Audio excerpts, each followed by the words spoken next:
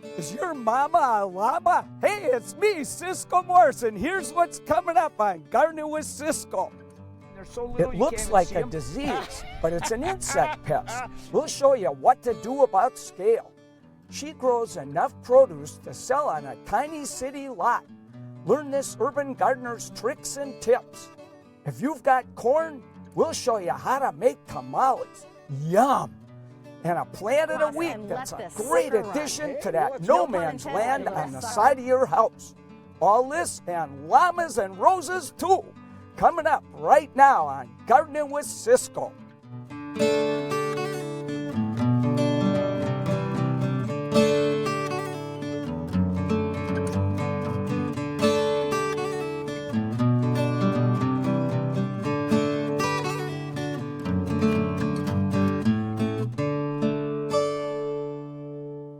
Hi, I'm Cisco Morris. And I'm Megan Black. Welcome to Gardening with Cisco. We are at such a cool It is pretty. place, the Llama Rose Farm and Garden. And you know what? They have got some really cool llamas here. You can get married here, too. If you're not already married, but we've done that. Yeah, anyway. So it is summertime, of course, and the gardens now are just exploding with all this color and variety and texture.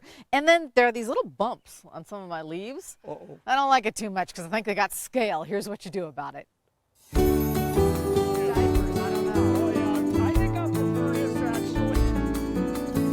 Every once in a while, I just gotta act like the girl. I'm sorry. This is so disgusting. I don't want to even be near it.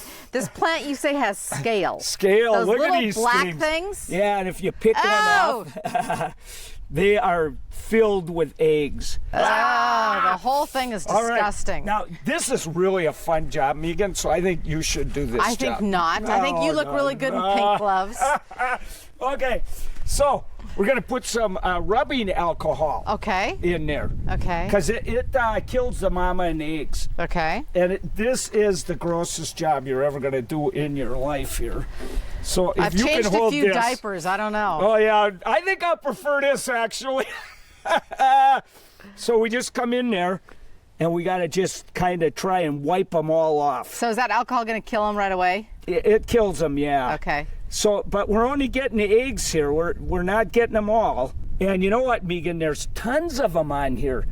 And really, if you're going to do this right, everybody at home, you got to try and get everyone.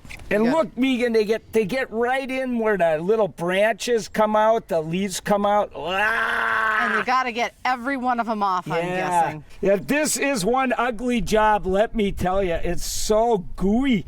And, oh, God, after you do it, you just...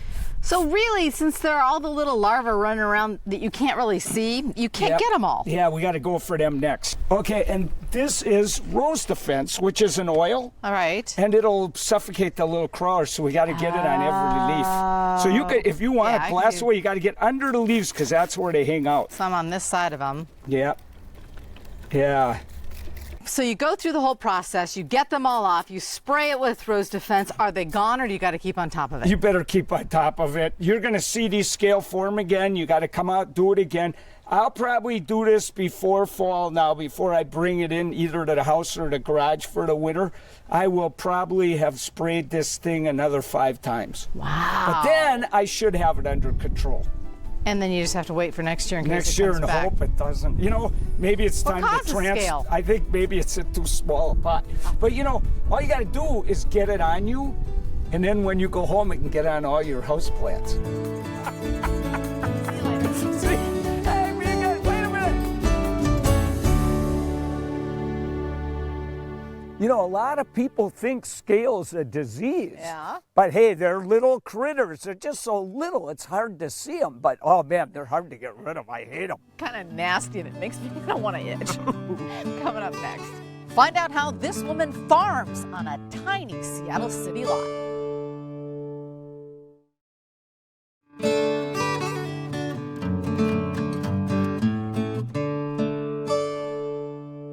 Welcome back to Gardening with Ciscoe from the Llama Rose Farm and Garden in Powellsville. You know, I've seen a lot of roses, Megan, but where the heck are the llamas? I know, we keep looking out for them. We're going to keep doing that. But first, we have this great urban garden to tell you about. There's this woman who turned her entire lawn into a garden. It is so successful that she's actually selling veggies from it on the weekend. Here are some of her secrets to gardening in the city.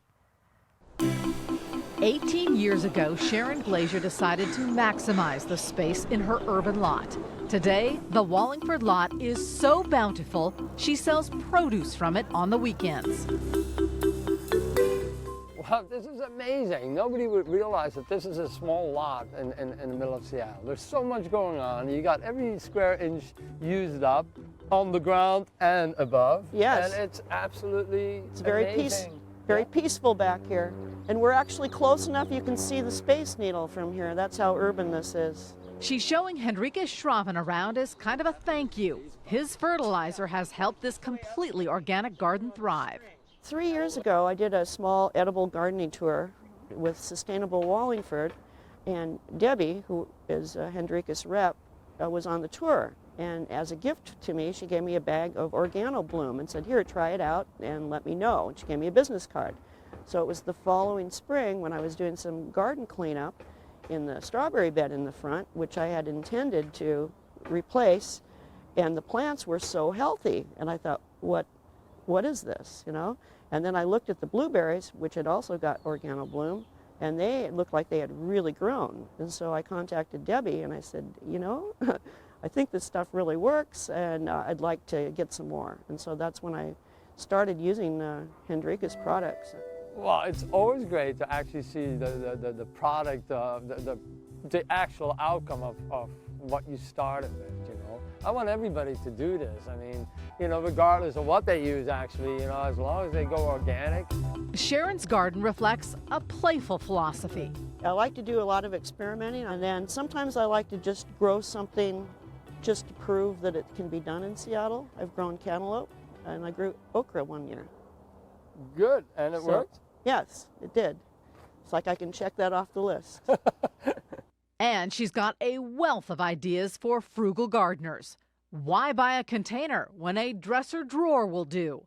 This woman can turn anything, including the kitchen sink, into a useful garden item. When I'm driving around, you know, people put things out on the curb with a free sign. And so when I first look at it, the first thing I think of is, how can I use it in the garden? And then another thing that I sometimes do is I'll have a need, and so I'll kind of put it out to the universe that, oh, I need hanging baskets. And so I've been going to a recycle bin, and darn if I didn't find 10 used baskets last week. Last year's Christmas tree becomes a trellis. An herb garden grows in buckets. Even old ski poles find a home in this garden. This is one of my latest found objects. Ski poles, and so I haven't quite decided. It seems like it should be with a winter crop, though. Maybe Brussels sprouts. I like, yes. Years of growing food on a city lot have taught this gardener a thing or two. For example, these eggshells in her pots are not compost. They're posing as cabbage moths to scare away the real things. One of the things you can do to discourage the cabbage moth from laying eggs is to put the eggshells down, and they're very territorial. I really enjoy the quiet time in the morning when I'm here working alone, but I really enjoy the weekends when I have people here. So it gives me a balance in life too. So now we're coming to what I used to call the tomato forest, but I think that it needs to be called the tomato jungle now because things are really starting to grow. Sharon is generous with her bounty and her ideas, and now grass parking strips are being replaced by tomato plants up and down her street. I'd love for people to do this with urban lots. One of the benefits I get when I give people tours of the garden, I give them inspiration. You know, you can grow in a paint bucket, you know. So Helen sells produce on the weekends from her garden, and she occasionally gives tours, so check it out. And Megan, all her neighbors are starting to rip out their lawns and Nice. put in veggie gardens. It's really cool. thanks so much to Hendrikus Organics for telling us about Helen's garden, you know. So, hey, if you want to find out how to get that great fertilizer or just find out more about the whole idea, just go to king5.com. Up next, we're appreciating every part of fresh grown corn from husk to kernel by making tamales.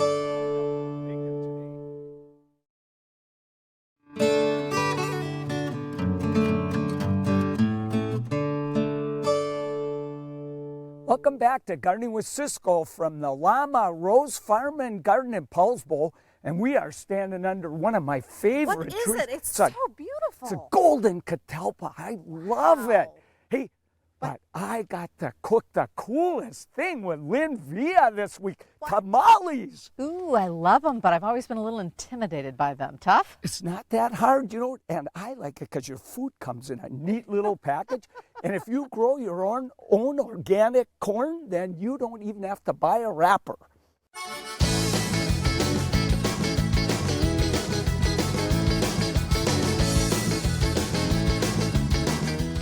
Holy Toledo, Lynn. Look at all these ingredients. I can't wait to find out what we're making today. You know, I have to tell you, Ciscoe, I have been wanting to do this on this show for so many summer seasons now, and we're finally going to do it. We're going to make some fresh corn tamales. Holy cats! I know. Oh, I'm man. excited. And so literally we're going to start with a gorgeous ear of corn. You want to choose one that still has all of its husk still on it, okay? Because the husk is what we're going to use as the wrapper.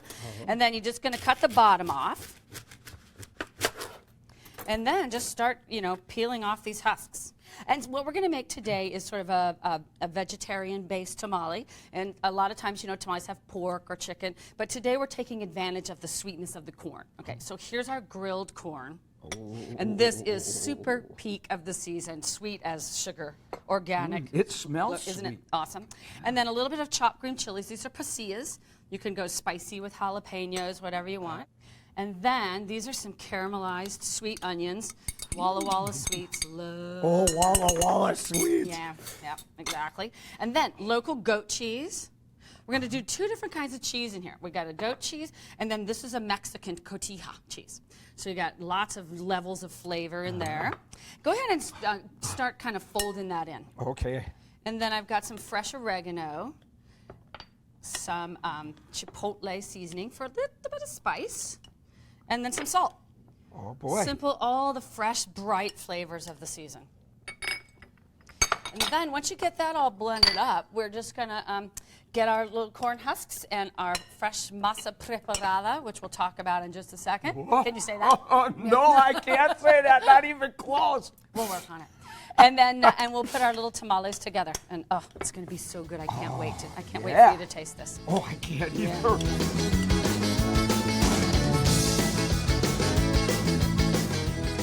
Okay, so the whole key to a really delicious tamal is... The masa preparada, of course. See? We worked on that. All right, so basically this is made from masa, and it's got a little bit of, shortening or butter or lard, The test, if you've got the perfect masa, is you take a glass of cold water and you just put a little drop of it in, and it has to float like that. Check that out. Isn't that pretty? Yep. So have you ever that's how made tender. some that just sink? Yeah. Oh, well, you know what? The whole key is then you put it back in your mixer and you just continue to aerate it. It's kind of it's kind of the degree of time that you give it for the aeration process. What a Isn't great that fun? test, Yes. yeah. So we know we did a good job, so now it's time to make our tamales. Okay. Are you ready? And this is where it gets fun and a little bit sloppy, and you can bring all your cousins and aunts and, and relatives into the kitchen. And so what you're going to do is you're going to take your corn husk. Now, we want to just put maybe about 2 tablespoons of masa. Not too much. And then you're going to spread it out kind of right in the center of the corn husk. You want to leave yourself a border all the way around, and you want to spread it into what will roughly form a rectangle, all right? So you want relatively straight edges at the top. And if that gets sticky like that, just dip your fingers in a little more water. So then what we're going to do is we're going to take our filling and just put a little bit of filling right in the center. Doesn't take a whole lot of filling.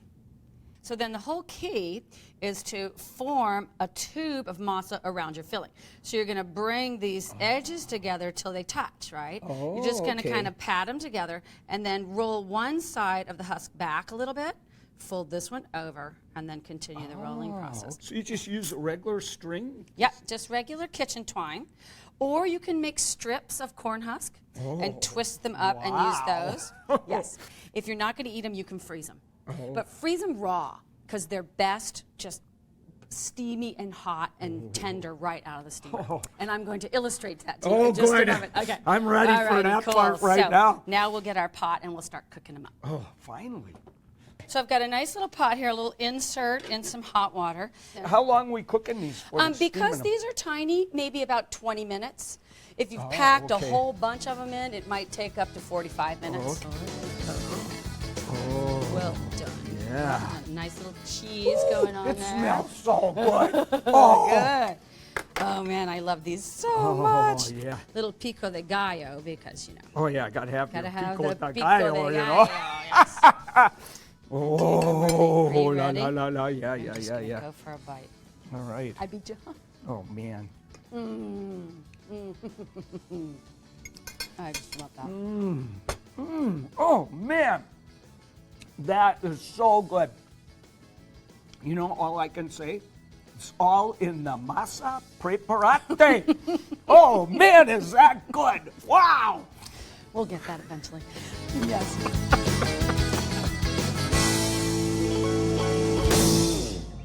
You know, tamales freeze up really well, so you can make a big batch and just take a few or more out of the freezer or steam them up. They're ready to eat. And of course, you brought some frozen for me. Well, I froze some for you, but I ate them. Oh, la, la. I guess I'm going to have to go to king5.com, get that recipe. You can too. Up next, smells like peanut butter, and it might take over, and it's our plant pick.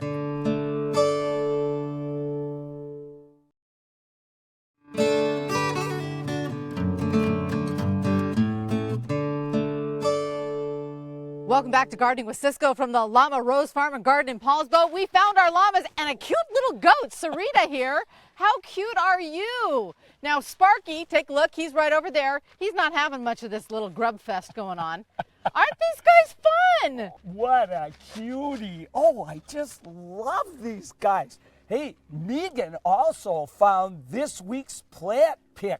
Now, she needed something that would fill a lot of space. This plant really does it.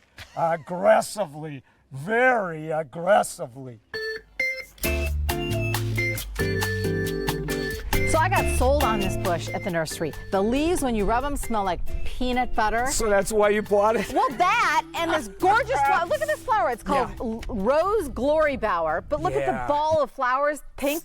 Doesn't that look nice? And it is really fragrant when it comes out. Just amazing. So I come home and I'm like, I need to know more about the fact that other than it smells like peanut butter, 6 to 4 feet, fast growth rate, kind of made me go, Yeah, you know what the fast directions? growth rate You is know the what it said when I looked it up? It said, plant at your own risk. This baby suckers. It does. Oh, it suckers like crazy. It'll fill this whole thing up in no time. That's what I hope is, because I brought it home and I'm like, well, I'm not putting it, in the middle of my garden. But look this is a vast wasteland alongside the house. This is a wasteland. It fills with weeds like that. This can tolerate, it says, sun to part shade. This is sun. We're going to keep our fingers crossed and let this sucker run. Hey, well, it's no worth pun a intended, try. you little sucker. Okay, let's see what kind of this is probably going to be a little root bound, yeah.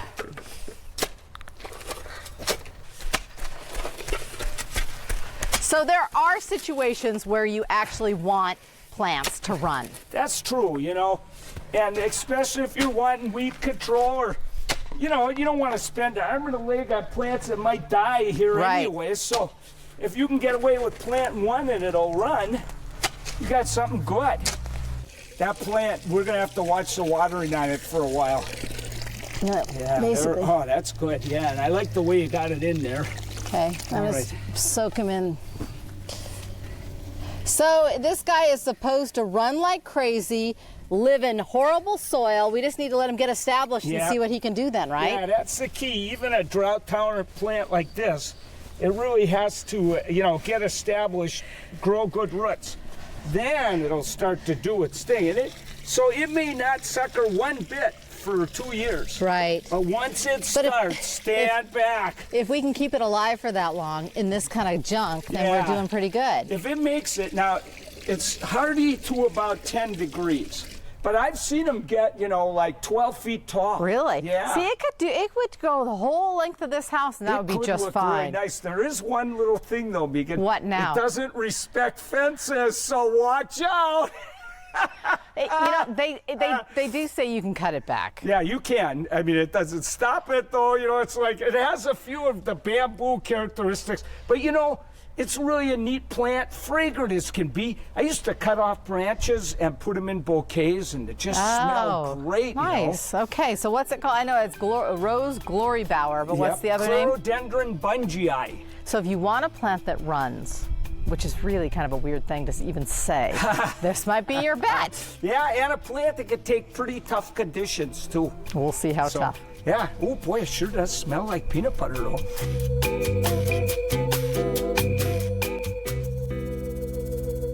Okay, buddy, I think you probably had enough. If you would like to book an event here at the Llama Rose Farm Garden, all you have to do is head off to king5.com. Weddings, meetings, field trips, you name it. The grounds are gorgeous, and the llamas are kind of fun to feed as well. The weekend's early, so find somewhere really fun with cool critters to hang out in. Another bite. You might even get married there. Have a great weekend, everybody. See ya, bye.